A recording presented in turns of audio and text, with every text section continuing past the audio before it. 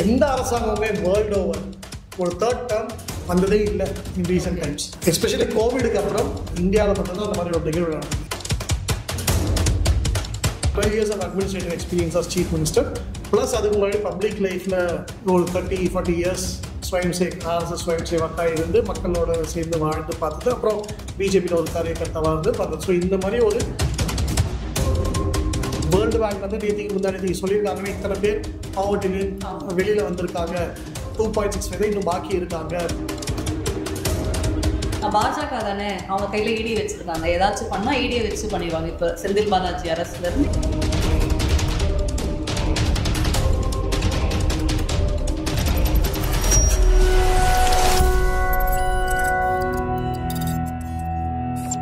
சுதேசி நேயர்களுக்கு வணக்கம். இன்னைக்கு நம்ம கூட டிஸ்கஷனுக்காக வந்திருக்கார் வந்து பிஆர் ஸ்ரீனிவாசன் அவர்கள், பொலிட்டிக்கல் அனலிஸ்ட், ஒரு தேசியவாத சிந்தனை கொண்டவர். இவர் கூட தான் இன்னைக்கு பேச போறோம். சார் வணக்கம். வணக்கம். எப்படி இருக்கீங்க? ஸோ நல்லா இருக்கேன். So 11 years of Modi government, அதுல வந்து நிறைய விமர்சனங்கள் மோடி அவர்கள் மேல இருக்கு. ஸோ இதை நீங்க எப்படி பாக்குறீங்க, அவருடைய 11 years ஆஃப் ரூலிங்? ஸோ முதல்ல நான் பார்க்குறது one of the best time for India அப்படிங்கிறத நான் பார்க்குறேன். இண்டிபெண்டன்ட் ஹிஸ்ட்ரியில் நம்ம அதுக்கு முக்கியமான ஒரு காரணம் என்னன்னா, அவர் வந்து ஒரு சேஞ்ச் ஏஜென்ட்டாக தான் பார்க்கப்பட்டார். பிரைம் மினிஸ்டர் ஆகிறதுக்கு முன்னாடி அவர் ஒரு சேஞ்ச் ஏஜென்ட். அவர் வந்து நிறைய மாற்றங்களை கொண்டு வருவார், ரிஃபார்ம்ஸ் கொண்டு வருவார், ஒரு ரிஃபார்ம் ஓரியன்ட் பர்சன் அப்படிங்கிறத பார்த்தாங்க. ஒரு டூவர் அப்படின்னு சொல்லுவாங்க. ரட்டன் டாடா அவர்களே அவர் பிரைம் மினிஸ்டர் ஆகும்போது சொன்னார், given time he's a doer, Modi is a doer அப்படின்னு. டூவர்னா he will make things happen அப்படிங்கிறதுக்கு அந்த ஆங்கிள் அவர் சொன்னார். சீஃப் மினிஸ்டர் குஜராத்தில் இருக்கும்போது அவர் பல விஷயங்களை பண்ணி காமிச்சதை நம்ம பார்த்தோம். அது வந்து இண்டஸ்ட்ரியல் ரிலேட்டடாக இருக்கட்டும், டாடா ப்ராஜெக்ட் அங்கே கொண்டு வரும்போதாக இருக்கட்டும், இல்லாட்டி நிறைய பிஎஸ்யூஸை வந்து அதை வந்து லாஸில் இருந்த ப்ராஃபிட்ஸில் மாற்றுறதா இருக்கட்டும், இன்ஃப்ராஸ்ட்ரக்சர் டெவலப்மெண்ட் விஷயமா இருக்கட்டும். நம்ம எல்லாருக்குமே தெரியும் அந்த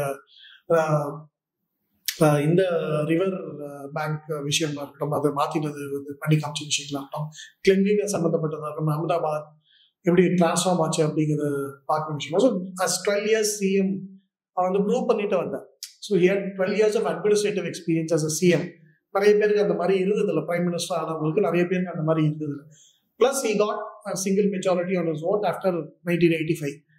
ஸோ இதை வந்து எப்படி யூஸ் பண்ண போறாங்க, ஒரு stable single majority government plus 12 years of administrative experience as chief minister plus அதுக்கு முன்னாடி பப்ளிக் லைஃப்ல ஒரு 30-40 years ஆர்எஸ்எஸ் ஸ்வயம் சேவக்காக இருந்து மக்களோட சேர்ந்து வாழ்ந்து பார்த்துட்டு அப்புறம் பிஜேபியில் ஒரு காரியகர்த்தாவாக இருந்து பார்த்தது. ஸோ இந்த மாதிரி ஒரு பொட்டன்ட் எக்ஸ்பீரியன்ஸ் வந்து ரொம்ப ரேர் காம்பினேஷன்.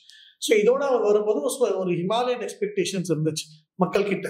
அது வந்து தமிழ்நாடு மாதிரி ஒரு மாநிலத்திலேயே நம்ம வந்து பார்க்க முடிஞ்சிச்சு. அது 2014 அப்போ சில ஒரு 2-3 மோடி அவர்களுடைய மீட்டிங்ஸையும் அட்டன் பண்ண வாய்ப்பு கிடைச்சது. அது திருச்சியா இருக்கட்டும், சென்னையா இருக்கட்டும். அப்போ வந்து பல பேர் வந்து நாங்களாம் வந்து பாரம்பரிய திமுக கட்சியை சேர்ந்தவர்கள், ஓட்டு போட்டவர்கள், ஆனால் நாங்கள் வந்து மோடியை நம்பி வரோம் அப்படின்னு சொல்லி பேசுறத நான் நிறைய பார்த்தேன். ஸோ அது ப்ரூவ் ஆச்சு. எலக்டோரலி பிஜேபியோட பர்ஃபார்மன்ஸ் ரெஸ்பெக்டபிளா அப்பவே 18% வாங்கலாம் பார்த்தோம். அந்த இந்திய அலையன்ஸுங்கிறது வாங்குறதை பார்த்தோம். ஸோ அந்த மாதிரி தமிழ்நாட்டிலேயே அவ்வளவு பர்சன்டேஜ் வாங்க முடியும் போது நெகட்டிவ்ல இருந்து அவர் எப்படி பாசிட்டிவா வருது அப்படிங்கிறது ஒரு பெரிய ஹோப்போட வந்தார். So he was a change agent and he was a generator of hope. So அந்த ஹோப்பையும் அந்த சேஞ்ச் ஏஜென்ட்டுங்கிற ஒரு எக்ஸ்பெக்டேஷனையும் பெரிய அளவில் வந்து அவர் சாதிச்சு காமிச்சிருக்காருங்கிறத நான் பார்க்கறேன். அது எல்லாமே நம்ம நம்பர்ஸை ரேட்டில் அவுட் பண்ண முடியும். இந்த இதில் இவ்வளோ பண்ணியிருக்காரு அப்படிங்கிறதெல்லாம் நம்ம சொல்லிடலாம். அது ஆனால் எல்லாருக்குமே தெரியும், அதையும் பேசிக்கிட்டு இருக்காங்க, அரசாங்கமும் பேசுது. ஸோ அந்த நம்பர்ஸ் விஷயம் இவ்வளோ இன்ஃப்ராஸ்ட்ரக்சருக்கு கொடுத்துருக்கோம், இவ்வளோ லட்சம் கோடி கொடுத்துருக்கோம், இவ்வளோ லட்சம் ரயில்வேஸ் கொடுத்துருக்கோம், இவ்வளோ லட்சம் கோடி ரோட்ஸு கொடுத்துருக்கோம், இவ்வளோ லட்சம் கோடி பெண்களுக்கு கொடுத்துருக்கோம், இவ்வளோ லட்சம் கோடி ஏழைகளுக்கு கொடுத்துருக்கோம், விவசாயிகளுக்கு கொடுத்துருக்கோம், மீனவர்களுக்கு கொடுத்துருக்கோம் சொல்லிட்டு போயிடுறது வந்து ஒரு விஷயம். ஆனால் இது மாதிரி கொடுத்துருக்கோம், இது மாதிரி இம்ப்ளிமெண்ட் பண்ணிருக்கோங்கிறதுல எங்க பிரச்சனை இருந்துச்சுன்னா, அந்த என்டையர் சிஸ்டம், சப்ளை செயின், அந்த லாஜிஸ்டிக்ஸ், அந்த டெலிவரியில ஒரு ஃபெயிலியர் இருந்துச்சு. ஒரு 60 வருஷமா வந்து ஒரு பெரிய ஃபெயிலியர் இருந்துச்சு. அது வந்து ஊழல் இருந்துச்சு, நிறையா அட்மினிஸ்ட்ரேட்டிவ் இன்காம்பிடன்சிஸ் இருந்துச்சு, கவர்னன்ஸ் ரெட் டேப்பிசம் இருந்துச்சு, அதோட லாஸ்ட் மைல் டெலிவரி கனெக்டிவிட்டியில பெரிய ப்ராப்ளம் இருந்துச்சு. இது எல்லாத்தையுமே தகர்த்தப்பட்டது இந்த 11 வருஷத்துல தான் பார்க்கணும். அதனாலதான் மக்களுக்கு வந்து பல விஷயங்கள் இன்னைக்கு டைரக்டா போய் சேரதை நம்ம பார்க்க முடியுது.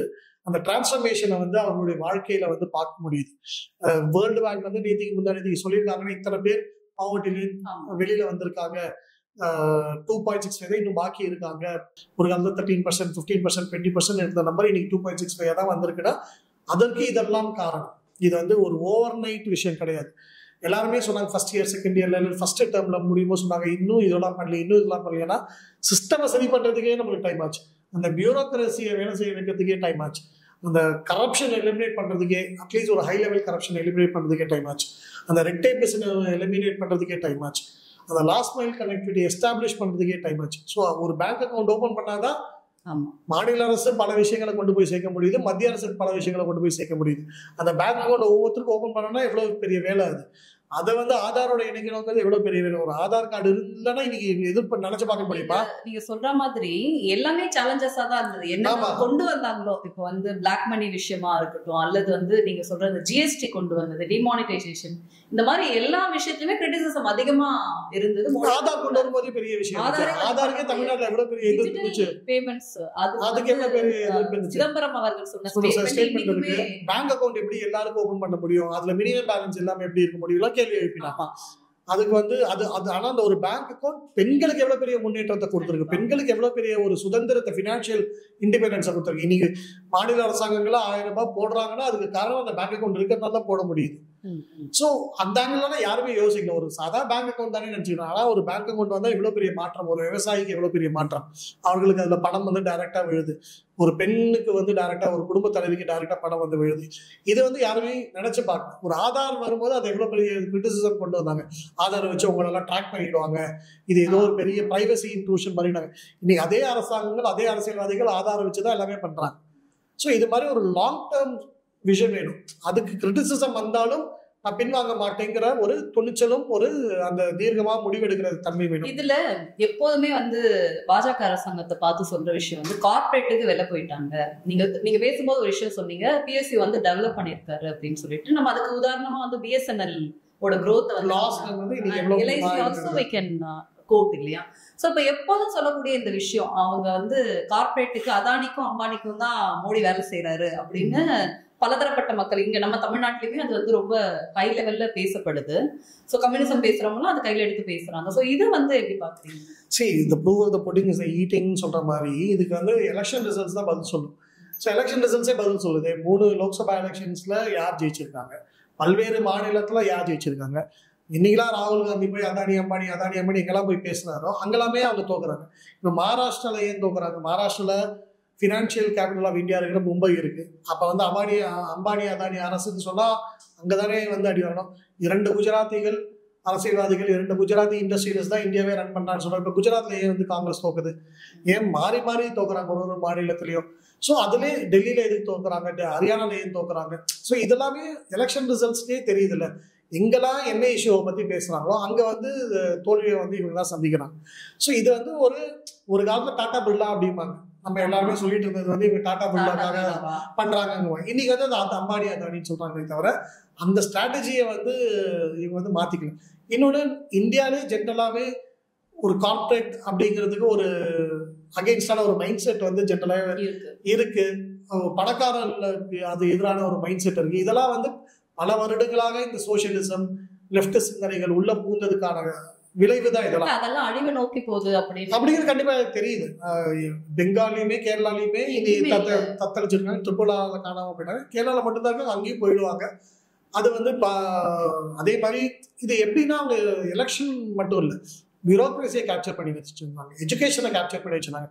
ஸோ பாடத்திட்டங்கள்ல கூட வாட் வாஸ் குளோரிஃபைடுங்கிறத பார்க்கணும். இது வந்து ஒரு ஒரு ரிச் பீப்புள் அப்படிங்கிறதையும் ஒரு வில்லனா தான் பார்த்தாங்க. மூவி இண்டஸ்ட்ரி கிரியேட்டிவ் சைட்ல அப்படிதானே காமிச்சிருந்தாங்க. ஒரு பணக்காரனா தான் வில்லனை காட்டுவாங்க, இல்லாட்டி ஒரு வில்லன் பணக்காரனா தான் இருப்பான், ஹீரோ வந்து ஏழையா தான் இருப்பான். ஸோ இந்த மாதிரி ஒரு குளோரிஃபிகேஷன் நடந்துச்சு. ஸோ அதனாலே ஒரு வாழ்க்கையில சக்சஸ்ஃபுல் பர்சன் அப்படிங்கிறது பணம் மூலமா தான் இருக்கணும்னு நான் சொன்ன வரல. ஆனால் ஒரு எக்கனாமிக்லி எப்படி ஒரு அகாடமிக்லி ஒருத்தர் சக்சஸ்ஃபுல்லா இருக்கலாமோ, எப்படி ஒரு ஸ்போர்ட்டிங் ஃபீல்ட்ல ஒரு சக்சஸ்ஃபுல்லா இருக்கணுமோ, இல்லாட்டி ஒரு ஸ்பிரிச்சுவல் ஃபீல்ட்ல ஒருத்தர் சக்சஸ்ஃபுல்லா இருக்கணுமோ, economically also somebody can be successful. அது அப்படி இருக்கிறவரை வந்து நம்ம வந்து தூற்றக்கூடாது. அப்படி இருக்கிறவங்க வந்து நம்ம வந்து அசிங்கப்படுத்தவோ அவமானப்படுத்தக்கூடாது. ஸோ அந்த லெஃப்டிசம், அந்த சோசியலிசம், அந்த ஒரு சிந்தனையில இருந்து வந்ததுனாலதான் இவங்க வந்து இங்க திமுகவும் அங்க வந்து ஒரு காங்கிரஸ். ஆனா இவர்கள்லாம் இந்த எவ்வளவு லட்சம் கோடிக்கு அதிபதியா இருக்காங்க, எவ்வளவு 1000 கோடிக்கு அதிபதியா இருக்காங்க. இவங்கெல்லாம் என்ன ஒரு சாதாரண வீட்டுல இருக்காங்களா, இவங்களாம் சாதாரண கார்ல போறாங்களா, இவங்க உபயோகிக்கிற கார் என்ன, இவங்க கட்டுற வாட்ச் என்ன, இவங்க கட்டுற யூஸ் பண்ற செல்போன்ஸ் என்ன, இவங்க தங்குற வீடோட வேல்யூ என்ன, திமுக தலைவர்களோ இல்லாட்டி காங்கிரஸ் தலைவர்களோ. ஸோ அப்ப இவங்க வந்து சோசியலிஸ்ட் லைஃப் ஸ்டைலோ, இவங்க வந்து ஒரு சிம்பிள்டன் லைஃப் ஸ்டைலோ ஃபாலோ பண்ணாம பணக்காரராக இருக்கிறவர்களை வந்து தூற்றணும், அவர்களை வந்து அவங்களுக்கு விலை போயிட்டாங்கன்னு சொல்றது வந்து எந்த விதத்துல. அதே அதானி வந்து இன்னைக்கு கேரளால போர்ட்டை வந்து மேனேஜ் பண்றாரு, அதே தமிழ்நாட்டுல இன்வெஸ்ட்மெண்ட்ஸ் வந்து அம்பானி அதானியும் பண்றாங்க, இவங்களை சந்திக்கிறாங்க. அதே தொழிலதிபர்கள் பெங்கால்ல போய் பண்றாங்க. ஸோ அப்போசிஷன் ரூல் ஸ்டேட்ஸ்லயே அவங்க அவ்வளோ இன்வெஸ்ட்மெண்ட்ஸ் பண்றாங்க. ஸோ அதனால அந்த ஒரு ஆன்டி கார்பரேட் மைண்ட் செட் மாறணும், அது மாறிட்டு வருதுன்னு தான் நான் பார்க்குறேன். பொலிட்டிக்கலி இது தோல்வி அடையுதுன்னு நான் பார்க்குறேன். இப்போ காங்கிரஸ் வந்து ஒரு அறிக்கை கொடுத்திருக்காங்க, இந்த 11 இயர்ஸ்க்கு வந்து இது வெறும் விளம்பர அரசா தான் இருக்கு, ஜஸ்ட் வந்து அவங்க வந்து போர்ட்ரே பண்ணிக்கிறாங்க, அட்வர்டைஸ் பண்ணிக்கிறாங்க, பட் ஆனா ஆக்சுவலி வந்து ரியாலிட்டியில இல்லை அப்படின்னு சொல்றாங்க. டெக்னாலஜி மாற்றம் ஏற்பட்டு இந்த growth எல்லாம் நடக்குதா, இல்ல இனிஷியேட்டிவ் ஆஃப் பிஜேபி கவர்மெண்ட் தான் அப்படின்னு? அதுதான் சொல்றேன், ஒரு காம்பினேஷன் ஆஃப் ஃபேக்டர்ஸ் நம்ம பார்க்கணும். ஃபர்ஸ்ட் காங்கிரஸ் வந்து அப்படிதான் சொல்லி ஆகணும். அவங்க வந்து 11 இயர்ஸ் இந்தியா டிரான்ஸ்ஃபார்ம் ஆகிட்டுன்னு சொல்லிட முடியாது. அவங்க எதிர்கட்சி, அவங்க வந்து இந்த மாதிரி தான் ஒரு அறிக்கை கொடுத்தாங்க. அகைன் நான் சொன்ன மாதிரி எலக்டோரல் ரிசல்ட்ஸ் தான் ஒரு டெமோக்ரஸியில் வந்து ஒரு இட்ஸ் அ பேராமீட்டர். அதுதான் வந்து ஒரு அளவுகோல். எலக்டோரல் சக்சஸ் தான் ஒரு அளவுகோல். நீங்க எலக்டோரல் சக்சஸ்ன்னு சொல்லும் பொழுது இப்போ 24 எலெக்ஷன் நம்ம எடுத்துட்டாலும் மெஜாரிட்டியா வரல இல்லையா? அப்ப வந்து யூபிஏ பட் ஆனா நீங்க பாத்தீங்கன்னா இவங்களுமே கம்மியா தான். இதுல வந்து தோத்தவங்க வந்து ரொம்ப செலிப்ரேட் பண்ணதையும் நம்ம பார்க்கல. அதுதான் நான் சொல்றேன். இப்ப யூபிஏ அரசாங்கம் வந்து 240 கூட இல்லையே, 140 வச்சுட்டு 2004ல வந்தாங்க, 202 வச்சுட்டு 2009ல வந்தாங்க. அப்ப அதை வந்து நம்ம மைனாரிட்டி அரசுன்னு சொன்ன மாதிரி நம்மளுக்கு மெஜாரிட்டி இல்லைன்னு சொல்லலாம். என்டிஏவா நம்மளுக்கு மெஜாரிட்டி கிடைச்சிச்சு. என்டிஏவா தான் நம்ம எலெக்ஷனை சந்திச்சோம். ஸோ என்டிஏவா நம்மளுக்கு மெஜாரிட்டி கிடைச்சதை வந்து எதுவுமே தப்பா சொல்ல முடியாது. அப்படிதான் அவங்க பார்ப்பாங்க. பாரதிய ஜனதா கட்சியோ என்டிஏல இருக்கிறவங்க நம்ம என்டிஏவா போய் சந்திச்சோம்ப்பா, நமக்கு மெஜாரிட்டி கிடைச்சிச்சு அப்படிங்கிறத அவங்க பார்ப்பாங்க. யூபிஏவா இவங்க போய் சந்திச்சாங்க, இவங்க தோல்வி அடைஞ்சிட்டாங்க. இப்படிதான் ஒரு அரசியல் பார்வை இருக்கும். எந்த அரசாங்கமே வேர்ல்டு ஓவர் ஒரு தேர்ட் டேர்ம் வந்ததே இல்லை இன் ரீசன்ட் டைம்ஸ். எஸ்பெஷலி கோவிடுக்கு அப்புறம் அந்த மாதிரி ஒரு அரசாங்கம் வந்தது. இந்தியாவில் மட்டும்தான் அந்த மாதிரி ஒரு நிகழ்வு நடந்தது. இந்தியாவிலேயுமே நேருவுக்கு பிறகு யாரும் அந்த மாதிரி ஜெயிச்சிருக்காங்க? நேரு டைம்ல எதிர்கட்சிகள் என்ன ஸ்ட்ரென்த்ல இருந்தாங்க? எதுவுமே கிடையாது. அப்படி இருக்கும்பொழுது இது வந்து ஒரு பெரிய அச்சீவ்மெண்ட் தான். தேர்ட் டேர்ம் வருது, ஒரு 240 சீட்ஸ் ஜெயிச்சதே ஒரு பெரிய அச்சீவ்மெண்ட்டாக தான் நான் பார்க்குறேன். ஸோ அதை வந்து ஒரு சிறுமைப்படுத்தியோ இல்லாட்டி ஒரு குறைச்ச மதிப்பிடக்கூடாது. என்டிஏவா எவ்வளவு வலுவான எதிர்கட்சி அப்படிங்கிறது இந்தியாவுக்கு தேவை இல்லையா? ஏதாச்சும் ஒரு விஷயம் பண்ணும் பொழுது கிரிட்டிசிசம் பண்ணணும்னு. பட் அது வந்து ஆல்மோஸ்ட் நீங்க சொன்ன மாதிரி இப்ப 15 இயர்ஸ் பிஜேபி இருக்கு அப்படின்னா அடுத்த ஒரு 15 வருஷத்துக்கு எதிர்கட்சிகளா உருவாகி நம்ம ஆம் ஆத்மி சொல்லலாம். பட் ஆம் ஆத்மியும் இன்னைக்கு இல்லாம போயிட்டாங்க. சோ இப்ப எதிர்கட்சி வலுவாவே இல்ல. இப்ப காங்கிரஸோட தான் நிலைமையும் நமக்கு தெரியும். அப்ப எதிர்கட்சி வலுவா இல்லாத போது அடுத்து வேற ஏதாச்சும் சான்சஸ் இல்ல. அப்படி இல்லாம போகாதுதான் நான் பாக்குறேன். See, there's always a vacuum. டீச்சர்ஸ்னா ஆன்டி-தீசிஸ் ஒரு ஐடியாலஜினா அதுக்கு ஆப்போசிட் ஐடியாலஜி நேச்சுரலா வரும். ஸோ அது வந்து இருக்கதா இருக்கிறத பார்ப்போம். இப்போ அப்படி பார்த்தா 2014 and 2019 நம்ம பார்த்தோம்னா 303 இருந்த டைம்லயே வந்து எதிர்கட்சிகள் வந்து கேரளாலயோ தமிழ்நாடுலயோ ஆந்திராலயோ பெங்காலியோ ஒரிசாலையோ இருந்தாங்க. சில இடத்துல ஒரிசா மாதிரி மாநிலத்தில் அவங்க சப்போர்ட்டிவாகவும் இருந்திருக்காங்க. பட் அந்த மாநிலத்தில் அவங்க தான் வந்து பிரதான கட்சியாக இருந்திருக்காங்க. நவீன் பட்நாயக்கோட கட்சி, ஜெகனோட கட்சிகளாக இருந்திருக்கு, தெலுங்கானாவில் பிஆர்எஸ் இருந்திருக்கு.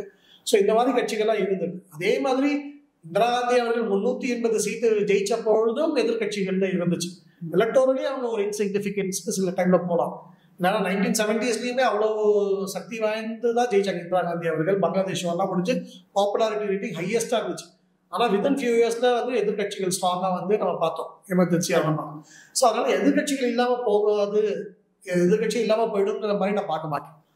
எப்பொழுதுமே அது வந்து ஒரு மாநில கட்சிகளாகவும் வரலாம், இல்லாட்டி தேசிய கட்சியாகவும் பார்க்கலாம். இப்போ சில இடத்துல வந்து காங்கிரஸ் தானே இருக்கு. அது ராஜஸ்தானா இருக்கலாம், மத்திய பிரதேஷா இருக்கலாம், சத்தீஸ்கரா இருக்கலாம், குஜராத்தா இருக்கலாம், ஹிமாச்சல் பிரதேஷா இருக்கலாம்.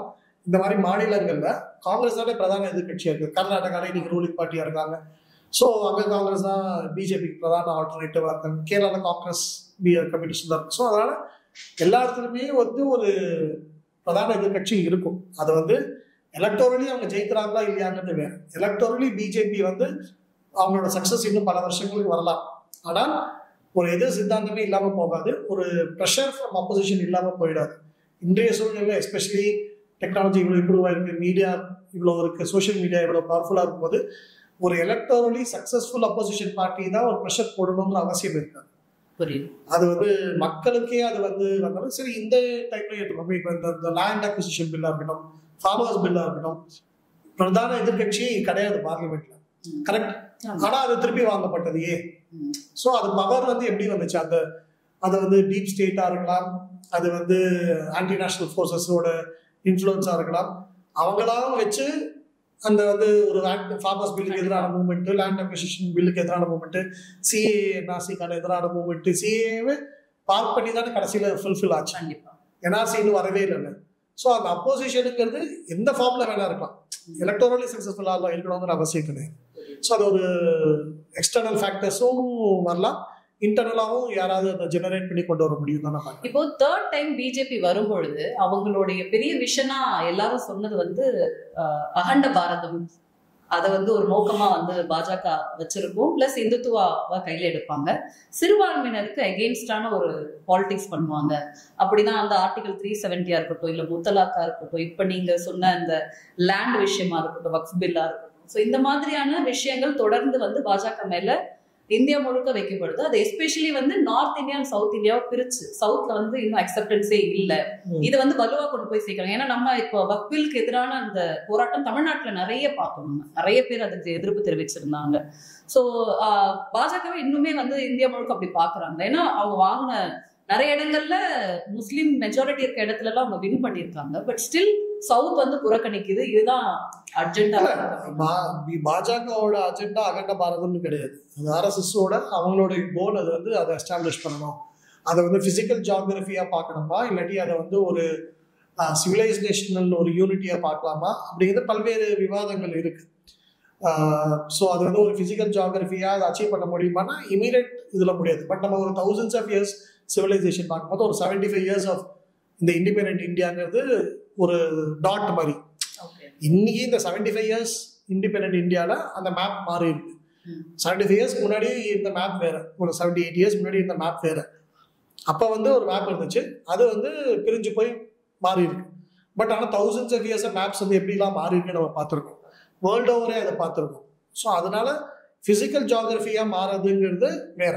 அது வந்து திஸ் இஸ் அ டாட், நம்மளோட ஹிஸ்டரியில இது ஒரு டாட், சின்ன டாட் தான், இது என்னைக்கு வேணா மாறணும். சிவிலைசேஷனல் ஈத்தோஸா, சிவிலைசேஷனல் வேல்யூஸ்ல வந்து ஒரு ஒற்றுமை, அதுல வந்து ஒரு நம்ம ஒரு பிளாக்கா செயல்படணும் அப்படிங்கிறதுலையும் சில சேலஞ்சஸ்லாம் இருக்கு. Because of obviously religious reasons எல்லாமே இருக்கு. பட் இது வந்து ஒரு ஒர்க் இன் ப்ராக்ரஸாக தான் நான் பார்க்குறேன். அப்படி பார்க்கும்போது அகண்ட பாரதம்ங்கிறது ஒரு ஆர்எஸ்எஸ் போன்ற ஒரு அமைப்போட அது ஒரு கோல். பிஜேபிக்கு அது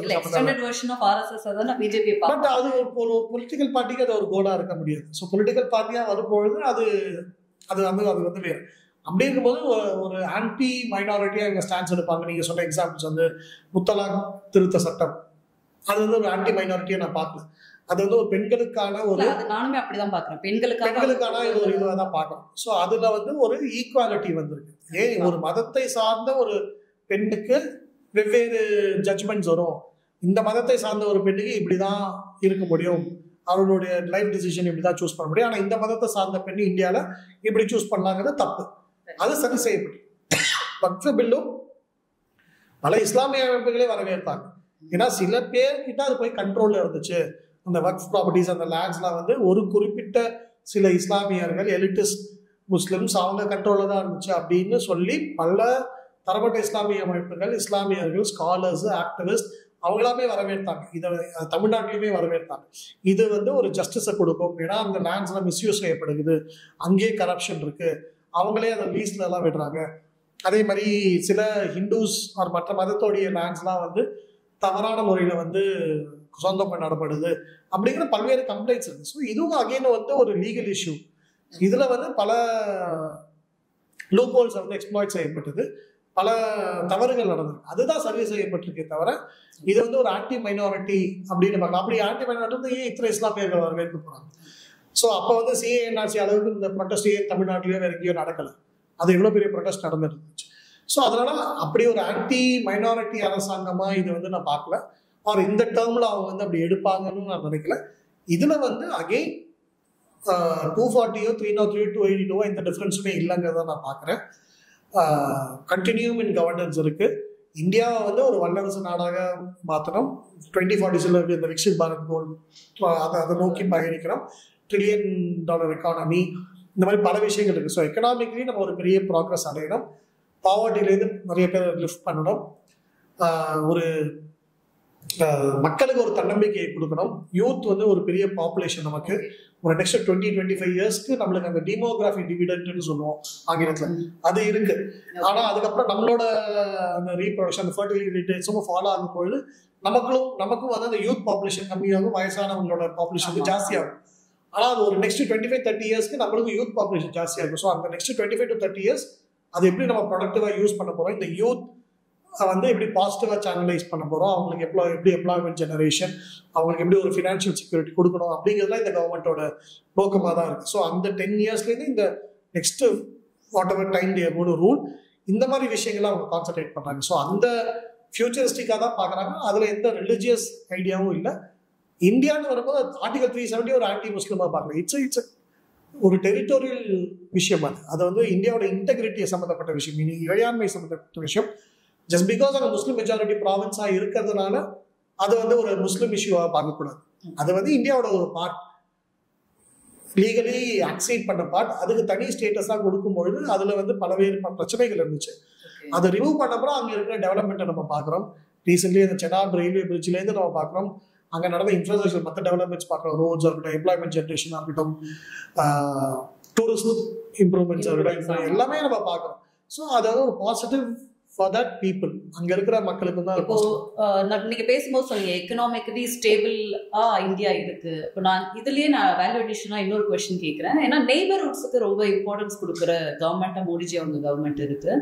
நெய்பர் கண்ட்ரிஸ் ஸ்ரீலங்காவா இருக்கட்டும், இல்லை பாகிஸ்தானா இருக்கட்டும், பங்களாதேஷா இருக்கட்டும், இங்க நடக்கக்கூடிய எக்கனாமிக்கல் கிரைசிஸ், ஸோ அப்படின்னும் பொழுது நீங்க சொன்ன இந்த ஜியோகிராபிக்கல் சேஞ்சஸ் மேப்பை மாறுறதுக்கான அறிகுறிகள் வந்து நியர்பைல இருக்கு அப்படின்னு எடுத்துக்கலாமா? ஏன்னா வந்து நம்ம வந்து இன்னும் ஸ்டேபிளா இருக்கும்ல, எக்கனாமிக்கலி வெரி ஸ்டேபிள். மற்ற நாடுகளும் நம்மள வந்து டைம்ஸ் ஹேவ் சேஞ்ச்ட். இப்போ நம்ம 2ஆம் உலகப் போருக்கு அப்புறம் அதுக்கு முன்னாடி மேப்ஸ் வந்து எவ்வளோ சேஞ்ச் ஆச்சு நமக்கு தெரியும். கண்ட்ரீஸ் வந்து அது வந்து ஒரு வே ஆஃப் லைஃபா இருந்துச்சு. ஒரு கண்ட்ரி ஒரு இம்பீரியல் பவருங்கிறது மதிக்கப்பட்டது. இம்பீரியல் பவர் இன்னொரு கண்ட்ரியை போய் நீ அடிச்சு ஆக்கிரமிக்கிறது தான் வந்து பார்க்கப்பட்டது. இல்ல அதுதான் இப்போ ஆபரேஷன் சிந்தூருக்குமே ஏன் வந்து பியோக்கு நம்ம கையில எடுத்துருவோம் நிறைய பேர் பேசினாங்க இல்லையா? ஸோ வந்து இப்போ அண்ணாமலை அவர்கள் ஒரு விஷயம் சொல்லியிருப்பாங்க, அடிச்சு புடிச்சு அதை பண்ண வேண்டிய நோக்கம் வந்து இந்த ஆபரேஷன் சிந்தூர்ல இல்ல. அதுதான் ஏன்னா அந்த நியூ வேர்ல்ட் ஆர்டர்னு ஒன்று சொல்லுவோம். 2ஆம் உலக போருக்கு பிறகு அந்த நியூ வேர்ல்ட் ஆர்டர். அதனால்தான் வந்து ஒரு கண்ட்ரி இன்னொரு கண்ட்ரி போய் ஆக்கிரமிக்கும் போது மற்ற நாடுகள்லாம் அதை கண்டம் பண்றாங்க. முன்னாடி அது கிடையாது. முன்னாடி அது அந்த கண்ட்ரிக்கு பலம் இருக்கு, பண்ணிட்டு போயிட்டாங்க. பிரிட்டன் வந்து ஒரு கண்ட்ரியா பிடிச்சாங்க, பிரான்ஸ் ஒரு கண்ட்ரியா பிடிச்சாங்க. அவங்களோட பவரை அவங்க எஸ்டாப்ளிஷ் பண்ணாங்க. அதுல ரைவல்ரி இருந்துச்சு. ஒரே கண்ட்ரிக்கு 2 பேர் வருவாங்க, ட்ரை பண்ணுவாங்க. ஸோ அது எல்லாமே மாறினது ஓரளவுக்கு 1ஆம் உலக போருக்கு பிறகு. அதுல சில பிரச்சனைகள் வந்ததுனால 2ஆம் உலக போரே வந்துச்சு. அதுக்கு பிறகு இந்த மாதிரி ஒரு இம்பீரியலிசம், கலோனியலிசம் கூடாதுங்கிறதுனால தான் இண்டிபெண்டன்ஸே பல நாடுகளுக்கு கிடைச்சிது. அந்தந்த நாடுகள் போராடிச்சு, இந்தியாவிலையும் போராடினோம். ஆனால் ஒரு அண்டர்ஸ்டாண்டிங்கே வந்துச்சு, நம்மளோட இறையாண்மையை வந்து பாதுகாக்கிறோம். நம்ம ஃபேசிசமும் நாசிசமும் வந்து நம்மளுக்கே டேஞ்சரா இருக்கு, அவங்க நம்மளை வந்து ஆக்குபை பண்ணக்கூடாது. அப்படின்னா நம்ம எப்படி மற்ற கண்ட்ரி ஆக்குபை பண்ணலாங்கிறது தான் பிரிட்டனோ பிரான்ஸோ மற்ற நாடுகள்லாம் யோசிச்சு. அதனால தான் அவங்க இண்டிபெண்டன்ஸ் மெதுவாக கிராண்ட் பண்ண ஆரம்பிச்சாங்க, விச் கோயின்சைடட் வித் அவங்களோட இண்டிபெண்டன்ஸ் மூவ்மெண்ட்ஸ், அந்த கண்ட்ரியோட இண்டிபெண்டன்ஸ் மூவ்மெண்ட்ஸ். அதற்கு பிறகு இந்த நியூ வேர்ல்ட் ஆர்டர் வந்த பிறகு இந்த மாதிரி ஒரு நாடு இன்னொரு நாடை போய் ஆக்கிரமிக்கிறதுங்கிறது ரொம்ப கம்மியாயிடுச்சு. ஓகே. ஸோ இப்போ யூஎஸ்ஏ வந்து அப்போ ஏன் ஆப்கானிஸ்தான்லேயே வெளில வராங்க, அவங்களுக்கு அங்கே ரிவர்சல்ஸ் வருது. ஏன் ஈராக்லேருந்து போயிட்டு அவங்களால ஃபுல்லாக ஆக்கிரமிக்க முடியல? அவங்க வேற விதமாக ஆக்கிரமிக்கலாம். அங்கே அட்மினிஸ்ட்ரேட்டிவ் சேஞ்சஸை கொண்டு வரலாம், பொலிட்டிக்கல் ரெஜிம் சேஞ்சஸை கொண்டு வரலாம். பல ஆப்பிரிக்கா கண்ட்ரீஸ்ல அந்த மாதிரி பண்ணலாம். அவங்க அந்த மாதிரி தான் வேலை செய்யலாமே, டீப் ஸ்டேட்டை வச்சு வேலை செய்யலாமே தவிர ஒரு ஆக்குபேஷனல் ஃபோர்ஸா போய் இருக்க முடியாது இன்று.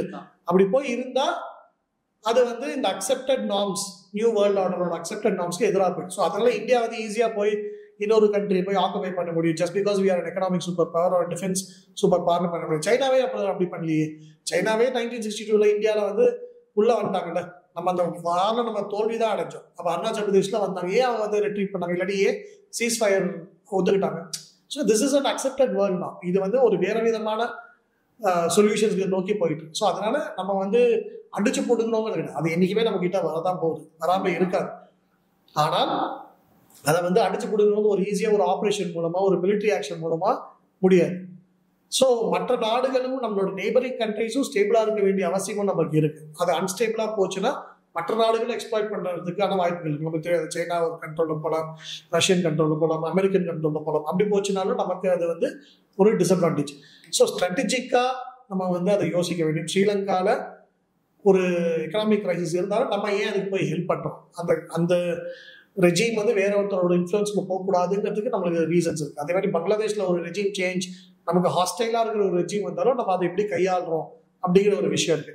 நேபாளில் பல சேஞ்சஸ் நடந்தாலும் அதை நம்ம எப்படி கையாளுறோம் அப்படின்னு. ஸோ ஒரு ஆக்குபேஷனா போய் அந்த ஆக்குபேஷனல் ஃபோர்ஸா போய் அதை நம்ம அனெக்ஸ் பண்ணணும், அது ஒரு டெரிட்டரி அனெக்ஸ் பண்ணணும் வந்து இப்போ ரொம்ப ஈஸி விஷயம் கிடையாது. இப்போ ஒரு சாத்தியமான ஒரு விஷயமாவும் இருக்காது. But we will have other ways to exert our influence there. அது போதும்னு பார்க்குறேன். ஸோ எனக்கு இன்னொரு கொஸ்டின் என்னன்னா, மோடிஜி அவர்களுடைய லீடர்ஷிப், அவர்கிட்ட இருக்க இந்த கேபினெட். ஸோ அகைன் பார்த்தீங்கன்னா நிர்மலா சீதாராமன் தான் ஃபினான்ஸும் இருக்காங்க, ஜெய்சங்கர் அவர்கள். ஸோ இந்த கேபினெட் இருக்கு இல்லையா அவரோடது, வித்தவுட் கரப்ஷன் அதில் ரொம்ப ஸ்ட்ராங்காக இருக்காங்க. ஸோ இதை நீங்கள் எப்படி பார்க்குறீங்க? இது அவருடைய லீடர்ஷிப் பிளஸ் அந்த கேபினெட்டை அவர் கையாளுற விதம். இல்லை அதுதான், ஒரு ஸ்ட்ராங் லீடர் இருந்தாலே ஒரு அந்த லீடர் வந்து ஸ்ட்ராங்காகவும் ஒரு ஹானஸ்டாகவும் ஒரு ஸ்ட்ராங் வில்டு பர்சனாகவும் ஒரு டூவராக இருந்தால் இந்த மாதிரி ஒரு பர்ஃபார்மிங் கேபினெட் கொடுக்க முடியும். எல்லா செக்டர்லயுமே லைக் நீங்க எடுத்தீங்கன்னா ஃபாரின் பாலிசிஸ்ல அது வெரி ஸ்ட்ராங். ஜெய்சங்கர் வந்து ரொம்ப கான்கிரீட்டா நிறைய விஷயங்கள் பேசக்கூடியவர். அதே மாதிரி நிர்மலா சீதாராமன் எடுக்கக்கூடிய ஃபினான்ஷியல் டிசிஷன்ஸும் பாத்தீங்கன்னா ரொம்ப சாலிடா ஹார்டா இருந்தாலுமே தே டேக். ஒரு லீடரோடைய ஒரு முக்கியமான அளவுகோல் வந்து எவ்வளோ ஸ்ட்ராங்கா, even if it is unpopular decision நாட்டு நலனுக்காக எடுக்கிறாங்கன்னு பார்க்கணும். ஸோ அதில் வந்து ப்ரூவ் பண்ணியிருக்காங்க ரிப்பீட்டடா. அதே மாதிரி ரிஸ்கி டிசிஷன்ஸ் எடுக்கிறாங்கிறதையும் பார்க்கணும். ஸோ ஒரு அன்பாப்புலர் டிசிஷன், ஒரு ரிஸ்கி டிசிஷன்ஸ் எடுக்கலாம் ஒரு லீடர்ஷிப் கேட்டகரி தெரியும். சோகால் அன்பாப்புலர், அது அல்டிமேட்ல மக்களுக்கு நல்லதாக தான் போய் முடியும். ஆனால் சில அது அன்பாப்புலர் தெரிஞ்சு இல்லாட்டி ஒரு டிஸ்கம்ஃபர்ட் உள்ளாக்கி இல்லாட்டி ஒரு என்ன சொல்றது ஒரு டிஸ்ரப்ஷன் உண்டாக்கும், அந்த மாதிரி விஷயங்கள்லாம் இருக்கலாம். நான் சொன்ன மாதிரி நம்ம சேஞ்சஸ் வச்சுக்கோங்க, ஆதார் இல்லாட்டி மற்ற விஷயங்கள் இதெல்லாமே வந்து ஒரு சேஞ்ச் தானே. மக்கள் ஜென்ரலாகவே ஒரு சேஞ்சுக்கு வந்து ரிசெப்டிவாக இருக்க மாட்டாங்க. அது எங்கேயா இருந்தாலும் சரி, நம்ம சொந்த வாழ்க்கையிலும் சரி, ஒரு ஆஃபீஸாக இருந்தாலும் சரி, மற்ற எங்கேயா இருந்தாலும் சரி, நம்ம எப்படி வண்டி ஓடுதோ அப்படியே வண்டி ஓடிட்டா ஸ்மூத்தாக சேஃபாக போயிடலாம்ப்பா. எதுக்கு ஒரு சேஞ்ச்? அது ஒரு சேஞ்ச் வந்து ஒரு ஆங்ஸைட்டி இருக்கும். ஸோ அது வந்து ஒரு இந்தியா மாதிரி ஒரு பெரிய நாடுல ஒரு டைவர்ஸ் கண்ட்ரியில ஒரு சேஞ்ச் டிசிஷன், ஒரு சேஞ்சை கொண்டு வரப்போற ஒரு டிசிஷன் எடுக்கிறது பெரிய விஷயம். அது வந்து ரிப்பீட்டடா இங்க ப்ரூவ் பண்ணியிருக்காங்க பல விஷயங்கள். நீங்க சொல்ல வர எக்ஸாம்பிள்ஸ் அது ஜிஎஸ்டியா இருக்கட்டும், ஆதாரா இருக்கட்டும், டிமானிட்டைசேஷனா இருக்கட்டும், இல்லாட்டி மற்ற ரிஃபார்ம்ஸா இருக்கட்டும், பேங்கிங் ரிஃபார்ம்ஸா இருக்கட்டும், எஜுகேஷன் ரிஃபார்ம்ஸா இருக்கட்டும், என்இபியா இருக்கட்டும், அதே மாதிரி ஹெல்த் செக்டார்ல பல ரிஃபார்ம்ஸ் கொண்டு வந்ததா இருக்கட்டும், எதுவா இருந்தாலுமே ஸ்ட்ராங்கா போல்டா எடுத்திருக்காங்க. அது ஏன்னா ஒன்னு அந்த பொலிட்டிக்கல் ஸ்ட்ரென்த் அவங்களுக்கு இருந்துச்சு. அந்த மெஜாரிட்டி கொடுக்கும்போதே ஒரு ரெஸ்பெக்ட் இருக்கும், அதை எல்லாருமே மதிப்பாங்க. இவங்களுக்கு வந்து ஒரு கிரெடிபிலிட்டி இருக்கு, பொலிட்டிக்கல் கிரெடிபிலிட்டி இருக்கு. அந்த எலக்டோரல் சக்சஸ் அந்த கிரெடிபிலிட்டி கொடுக்குது. சென்ட்ரலையும் சரி பல மாநிலங்கள் ரிப்பீட்டடாக ஜெயிக்கும்போது you have the credibility to take those decisions. அடுத்தது அந்த பர்சனுக்கு அந்த பொலிட்டிக்கல் வில் இருக்கணும், என்ன நடந்தாலும் பரவாயில்ல அப்படின்னு இருக்கணும். மூணாவது, இது தவறுன்னு தெரிஞ்சா அதுக்கு அக்செப்ட் பண்ணிட்டு அதை ரிட்ரீட் பண்ற இது ஒன்று, which is farm bills, which is land acquisition bills. இதெல்லாம் தவறு, அந்த டைம்ல சரியா கம்யூனிகேட் பண்ண முடியல அப்படின்னு மோடி சொன்னார். எங்களால கன்வின்ஸ் பண்ண முடியல அப்படின்னு சொன்னார். ஸோ அது பண்ணும்போது ஃபைன் டியூனிங் பண்ணி திரும்ப ஸோ அந்த ஒரு தைரியம், அதுக்குமே ஒரு தைரியம் வேணும்ல. இல்லைன்னா அவங்க என்ன சொல்லுவாங்க, மண்டியிட்டீர்கள், நீங்க வந்து திருப்பி பெற்று விட்டீர்கள், எங்களுக்கு வெற்றி அப்படிலாம் கிளைம் பண்ணிப்பாங்க. அதெல்லாம் மதிக்காம ரிட்ரீட்டும் பண்ணாங்கல்ல, அது வந்து ப்ரூவும் ஆச்சு. அது அந்த ஃபார்முலா ரிட்ரீட் பண்ண அப்புறமும் பல இடங்கள்ல ஜெயிச்சாங்க, எலக்ட்ரல் சக்சஸ் வந்துச்சு. ஸோ இந்த கேரக்டரிஸ்டிக்ஸ்லாம் ரெகுலராக பார்க்கணும். உங்களுக்கு அந்த கிரெடிபிலிட்டி வேணும், உங்களுக்கு அந்த ஸ்ட்ரென்த் அண்ட் வில் வேணும், உங்களுக்கு அந்த ரிஸ்க் டேக்கிங் எபிலிட்டி வேணும், தவறுன்னு தெரிஞ்சு அதை ரிட்ரீட் பண்ணக்கூடிய கெப்பாசிட்டி வேணும். மக்கள்கிட்ட அதை நீங்கள் கம்யூனிகேட் பண்ணுற விதம்னு இருக்கு, அதையும் சரியாக செய்ய வேண்டும். இது வந்து நம்மள மாதிரி ஒரு கண்ட்ரியில் பொலிட்டிக்கல் சக்ஸஸும் அது கொடுக்கணும், அட்மினிஸ்ட்ரேட்டிவ் சக்ஸஸையும் அது கொடுக்கணும், எக்கனாமிக் சக்சஸையும் ஒரு டிசிஷன் கொடுக்கணும், இல்லைன்னா அது வந்து கிரிட்டிசைஸ் செய்யப்படும். இப்போ அதிகபட்சம் பாஜக மோடி அவர்கள் மேல சொல்லக்கூடிய விமர்சனம் வந்து இடியை தப்பா பயன்படுத்துறாங்க, ஜிஎஸ்டி கவுன்சில தப்பா பயன்படுத்துறாங்க அப்படின்னு நம்ம ஸ்டேட்ல இருந்து அதிகமா சொல்றது. நிறைய மக்கள் கிட்ட வந்து பாஜக தானே, அவங்க கையில இடி வச்சிருக்காங்க, ஏதாச்சும் பண்ணா இடியை வச்சு பண்ணிடுவாங்க. இப்ப செந்தில் பாலாஜி அரசுல இருந்து எல்லாமே நம்ம அப்படி எடுத்துக்கலாம். சோ இந்த கிரிட்டிசிசம் வந்து இவங்க எப்படி ஹேண்டில் பண்றாங்க? சிம்பிள், மடியில கடவுளா வயிற்றுல பயம் இருக்கு இல்ல அவங்க யூஸ் பண்றாங்களா? இப்போ நமக்கு வேண்டாத மாநிலங்கள்ல நம்ம ஈடிய வந்து இறக்கி, ஏன்னா அந்த டேட்டாஸ் அவங்க கிட்ட முன்னாடியே இருக்கும்ல. அந்த எந்த இன்ஸ்டிடியூஷன் ஆக இருந்தாலும் உங்கள்கிட்ட நீங்க தப்பு பண்ணீங்கன்னா, கருப்பு பணம் இருந்துச்சுன்னா, இல்லாட்டி நீங்க கரப்ஷன் இன்வால்வ் ஆயிருந்தீங்கன்னா, டிஸ்ப்ரொபோர்ஷனலா அசெட் வச்சிருந்தீங்கன்னா தானே இதெல்லாம் வரப்போகுது. இல்லனா இப்ப நான் எதுக்கு சில விஷயம் நானும் நீங்களே டிஇடியை பார்த்தா இன்கம் டாக்ஸ் டிபார்ட்மெண்ட் மொத்தம் பயப்படலாம். ஏன் பயப்பட மாட்டோம்? Because we are clean. நம்ம கிட்ட டிஸ்ப்ரோபோர்ஷனல் அசெட் கிடையாது, நம்ம வருமானத்துக்கு மீறிய சொத்து இல்லை, நமக்கு வந்து கருப்பு பணம் இல்லை. இது மாதிரி இல்லாத நம்ம பயப்பட போதில்லை. என்ன ரைட் இருந்தாலும் யாருமே பிரச்சனை இல்லை. அப்ப அதை வந்து மிஸ்யூஸ் செய்யப்படுகிறதுங்கிற வார்த்தையே தவறு. அவங்களோட வேலையா அதுதானே, அதை யூஸ் செய்யப்படணும். அவங்க போய் செக் பண்ண வேண்டியது யார்கிட்ட கருப்பு பணம் இருக்கு, யார் வந்து வருமான வரி சரியா செலுத்தல, யார் வந்து வருமானத்துக்கு மீறிய சொத்து சேர்த்திருக்காங்க, யார் வந்து ஊழலில் ஈடுபட்டிருக்காங்க. இதை போய் செக் பண்ணதுதான் அவங்களோட வேலை. அந்த வேலையை செய்யும் போது அதை ஏன் வந்து கேள்வி கேட்கறாங்க? உங்கள்கிட்ட பிரச்சனை, உங்கள்கிட்ட மடியில கணக்கு இல்லைன்னா வழியில பயம் எதுக்கு? உங்கள்கிட்ட இல்லைன்னா அந்த கதவை திறந்து கொடுங்க, வாங்கப்பா ரைட் பண்ணிட்டு போங்கப்பா, முடிச்சுட்டு ஒரு ப்ரெஸ் கான்ஃபரன்ஸ் கொடுங்க, வந்துட்டு போனாங்க எதுவும் இல்லைன்னு ஒரு ப்ரெஸ் கான்ஃபரன்ஸ் கொடுங்க. ஸோ அவங்க வேலை செய்யறாங்க. இது எல்லா இடத்துலையுமே எல்லா காலத்துலையுமே சொல்லக்கூடிய ஒரு குற்றச்சாட்டு தான். இதை வந்து காங்கிரஸ் யூபி அரசாங்கத்திலையும் பேசினாங்க. யூபி அரசாங்கத்துல வந்து இடி ரைடை வச்சுக்கிட்டு ஒரு ஃப்ளோர்ல இடி ரைடு, ஒரு ஃப்ளோர்ல கூட்டணி ஆட்சி மிரட்டினாங்கன்னே பேசினாங்க. ஸோ அதெல்லாம் வந்து எப்போதுமே பேசுறது தான். அது வந்து பொலிட்டிக்கல் ஒரு சிம்பத்தி, ஒரு மைலேஜ் வேணும்ன்றதுக்காக பேசுறதானே தவிர, ஐ திங்க் இந்த இன்ஸ்டிடியூஷன்ஸோட வேலையை அவங்க செய்யறாங்க. நீங்க தப்பு பண்ணலன்னா நீங்க மாட்ட போறது அவ்வளவுதான். ஸோ நிறைய இன்புட்ஸ் கொடுத்துருந்தீங்க. அவங்க பார்வையில மோடி அவர்களுடைய 11 ஆண்டு கால ஆட்சி வந்து எப்படி இருந்துச்சு அப்படின்னு நிறைய கொஸ்டின்ஸ் லேமேனுக்கு இருக்கும் இல்லையா? எப்போதும் சொல்லக்கூடிய இந்த இடி பிரச்சனையா இருக்கும், ஜிஎஸ்டி, ஃபினான்ஸ்ல எப்படி இருக்காங்க, எக்கனாமிக்ல எப்படி இருக்காங்க, அதெல்லாம் தாண்டி ஒரு சக்சஸ்ஃபுல்லான ஒரு அரசாங்கமா பாஜக அரசாங்கம் நடந்துட்டு இருக்கு. எங்க கூட வந்து இணைஞ்சு நிறைய கருத்துக்கள் சொன்னதுக்கு ரொம்ப நன்றி.